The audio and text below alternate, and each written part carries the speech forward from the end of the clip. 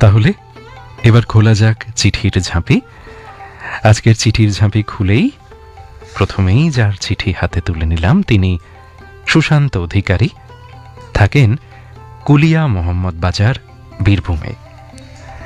লিখছেন, আমার প্রিয় প্রাত্যহিকী, আমি তখন প্রথম শ্রেণীর ছাত্র। সেই সময়ের সব কথা স্পষ্ট মনে না থাকলেও সহজ পাঠের ছন্দ আজও স্মৃতিতে রয়ে গেছে। ভোরবেলা মা যখন বলতেন, কালো রাতি গেল ঘুছে, আলো তারে দিল মুছে, আমি সুর মিলিয়ে বলতাম, পূব দিকে ঘুম ভাঙা, হাসে উষা চোখ রাঙা। তখন বুঝিনি, কিন্তু পরে উপলব্ধি করেছি রবীন্দ্রনাথই আমার শিক্ষার প্রথম পথপ্রদর্শক। একটু বড় হয়ে যখন শুনলাম, যদি তোর ডাক শুনে কেউ না আসে তবে একলা চলো রে, তখনই পেলাম সাহস, হলাম আত্মনির্ভর। এলো ভয়মুক্ত চিন্তা, দৃঢ় কণ্ঠে মনে মনে উচ্চারণ করলাম, চিত্ত যেথা ভয় শূন্য, উচ্চ যেথা শির। পেলাম নিজের পথ নিজে গড়ে নেওয়ার প্রেরণা।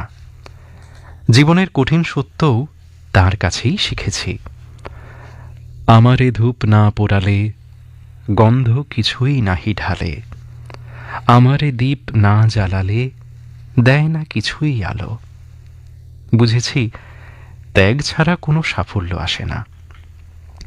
প্রিয়জন হারানোর বেদনার সময় আমি যখন গভীরভাবে মর্মাহত, তখন আমাকে সান্ত্বনা দিয়েছে, আছে দুঃখ আছে মৃত্যু, বিরহ দহন লাগে, তবুও শান্তি তবু আনন্দ, তবু অনন্ত জাগে।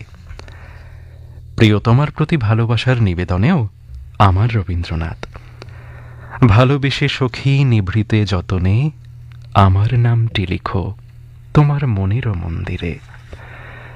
রবীন্দ্রনাথের রচনায় আমি জীবনের গভীর সত্য খুঁজে পেয়েছি। দুঃখ, আনন্দ, প্রেম ও মানবতা।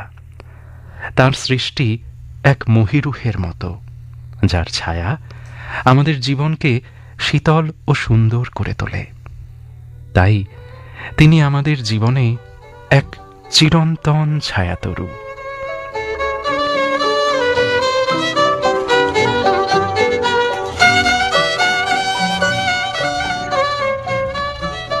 সুশান্ত অধিকারী লিখলেন কুলিয়া মোহাম্মদ বাজার, বীরভূম থেকে।